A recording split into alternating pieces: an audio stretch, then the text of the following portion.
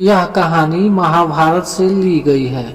दुर्योधन और उसके 5 सोने के तीर। यह कहानी एक बहुत ही शिक्षाप्रद कहानी है। महाभारत का युद्ध धर्म और अधर्म का युद्ध था।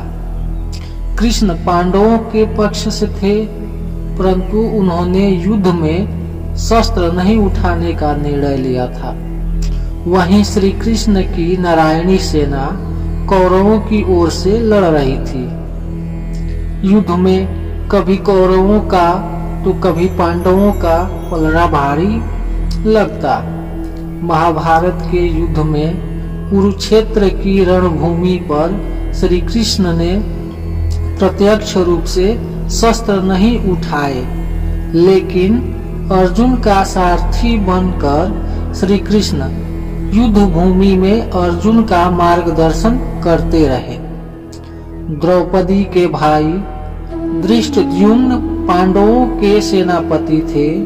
वहीं कौरवों के तरफ से गंगा पुत्र भीष्म सेनापति थे। उनके नेतृत्व में युद्ध लड़ा जा रहा था। कौरव दल पूर्ण बल से युद्ध करने के बाद भी पांडवों में से किसी का भी बाल बांका नहीं कर पा रहा था। तब दुर्योधन को भीष्म पितामह पर संदेह होने लगा। कौरवों के प्रधान सेनापति भीष्म 10 दिनों तक पांडव सेना पर भारी पड़े थे। प्रतिदिन भीष्म हजारों सैनिकों को मार रहे थे, परंतु दुर्योधन भीष्म पिता पर कहीं न कहीं संदेह कर रहा था। उसे लग रहा था कि भीष्म पितामह जानबूझकर पांडवों का साथ देते हैं और उन्हें मारना नहीं चाहते। यही सोचकर एक रात दुर्योधन भीष्म से सीधे बात करने के लिए उनके पास शिविर में पहुंचा। जब दुर्योधन भीष्म के शिविर में पहुंचा तो देखा भीष्म चिंताशील होकर शिविर में बैठे थे। यूं आधी रात को दुर्योधन को अपने शिविर में प्रवेश करते देख भीष्म हैरान हुए। उन्होंने दुर्योधन से शिविर में आने का कारण पूछा। दुर्योधन ने गुस्से में कहा, पितामह, आपके मोहपूर्ण अन्याय के कारण ही मैं आधी रात को आपके शिविर में आने के लिए विवश हुआ हूँ। आप अगर पूरी कर्तव्य निष्ठा और मोह रहित होकर पांडवों के साथ युद्ध करते तो शायद मुझे यहाँ आने की आवश्यकता नहीं पड़ती। युद्ध शुरू होते हुए 10 दिन बीत चुके हैं, लेकिन आप अभी तक पांडवों को पराजित नहीं कर पाए हैं। आप संसार को दिखाने के लिए युद्ध का अभिनय कर रहे हैं।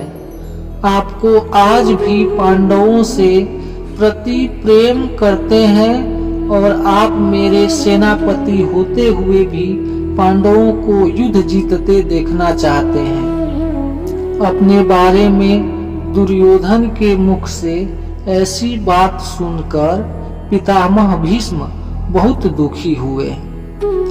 दुर्योधन के मुंह से कटु वचन सुनकर भीष्म ने दुर्योधन से पूछा, तुम क्या चाहते हो पुत्र दुर्योधन?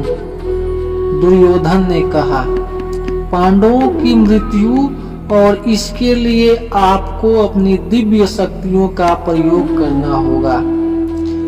पितामह भीष्म ने अपनी शस्त्र विद्या का प्रयोग करते हुए सोने के 5 अचूक तीर निकाले और इसे अभिमंत्रित करके बोले, दुर्योधन, तुम व्यर्थ में संदेह करते हो। इन बाणों से कोई नहीं बच सकता। कल का दिन युद्ध का अंतिम दिन होगा। एक ही दिन में 5 पांडवों को इन बाणों से समाप्त कर दूंगा। फिर पांडवों के मरते हुए युद्ध का परिणाम तुम्हारे पक्ष में होगा। भीष्म पितामह की बात सुनकर दुर्योधन प्रसन्न हुआ, लेकिन अगले ही क्षण उसके मन में भीष्म पितामह के प्रति संदेह उत्पन्न हो गया। कपटी दुर्योधन भीष्म की बातों को सुनकर प्रसन्न तो हुआ, परंतु अब दुर्योधन को भीष्म की बातों में भी छल कपट दिखने लगे। दुर्योधन ने कहा, पितामह, आपकी योजना बहुत अच्छी है, किंतु मुझे फिर भी संदेह हो रहा है कि आप कितनी जल्दी और आसानी से पांडवों को मारेंगे। हो सकता है आप मोहवश या प्रेमवश उन्हें ना मार पाएं, अतः आप इन बाणों को मुझे दे दें। मैं युद्ध भूमि में आपको ये 5 बाण दूंगा और आपको आपके कर्तव्य की याद दिलाऊंगा। तब आप पांडवों का वध मेरे सामने कीजिएगा। दुर्योधन की बात सुनकर पितामह भीष्म ने 5 अभिमंत्रित बाण दुर्योधन को दे दिए। दुर्योधन अपनी संभावित जीत पर बहुत खुश था। वह बाण लेकर अपने शिविर में चला गया। भीष्म के शिविर के पास पहरा दे रहे पांडवों के एक गुप्तचर ने सारी बातें सुन ली। उसने महाराज युधिष्ठिर को आकर सोने के बाण के बारे में सूचना दी। तब भगवान श्री कृष्ण भी वहीं थे। युधिष्ठिर ने भगवान श्री कृष्ण से कहा, हे गोविंद, पितामह के इन तीरों के प्रतिकार हम कैसे करें? इस बात को सुनकर श्री कृष्ण युधिष्ठिर संग तुरंत ही अर्जुन के शिविर में पहुंचे और अर्जुन को पूरी घटना बताई। श्री कृष्ण ने अर्जुन से कहा कि पार्थ, तुम्हें दुर्योधन से उन 5 बाणों को मांगना होगा। श्री कृष्ण की बात सुनकर अर्जुन ने अचंभित होकर पूछा, दुर्योधन भला वो तीर मुझे क्यों देगा? तब श्री कृष्ण ने अर्जुन को स्मरण दिलाया कि एक बार अर्जुन ने दुर्योधन को यक्ष और गंधर्वों के हमले से बचाया था। तब दुर्योधन ने प्रसन्न होकर अर्जुन से कहा था कि वो कोई भी कीमती चीज दुर्योधन से मांग सकता है। उस दिन अर्जुन ने बात को टालते हुए दुर्योधन से कुछ नहीं मांगा था। अब वो समय आ गया है। अर्जुन को श्री कृष्ण की बात सुनकर सब स्मरण आ गया। युधिष्ठिर की आज्ञा से अर्जुन दुर्योधन के शिविर में पहुंचे।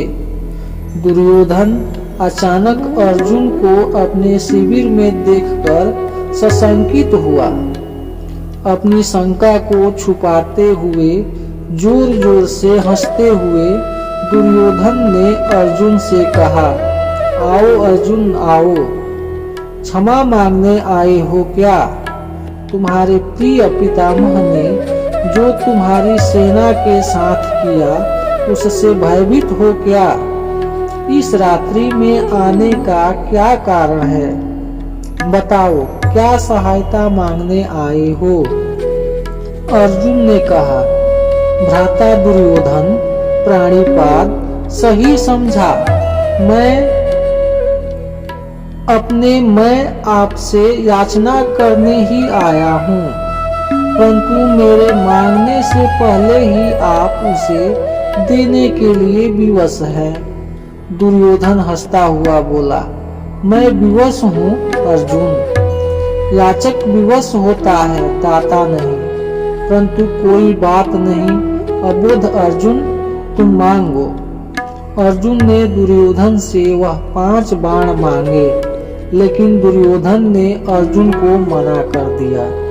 तब अर्जुन ने दुर्योधन को क्षत्रिय धर्म स्मरण कराते हुए उस घटना को बताया, कैसे अपनी प्राण रक्षा के बदले दुर्योधन ने अर्जुन को कोई भी बहुमूल्य वस्तु देने का वचन दिया था।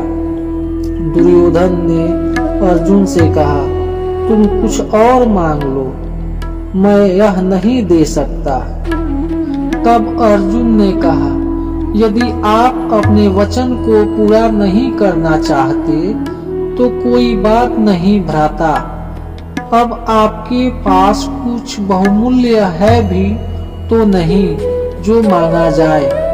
सामर्थ्य के अभाव में आपको पितामह के बाणों की आवश्यकता भी है। ठीक है, मैं चलता हूँ। अर्जुन के कटाक्षों से दुविधा में फंसे दुर्योधन ने कहा, रुको अर्जुन, किसके पास सामर्थ्य नहीं है? हम 100 हैं, तुम 5 हो। फिर ना चाहते हुए भी दुर्योधन ने 5 बाण अर्जुन को दे दिए। अर्जुन उन दिव्य बाणों को प्राप्त कर अपने शिविर में आ गए। इस तरह भीष्म से बाण लेने की गलती दुर्योधन पर बहुत भारी पड़ी और पांडवों की मौत टल गई। महाभारत के युद्ध के अंत में पांडवों की जीत हुई और धर्म का विजय हुआ।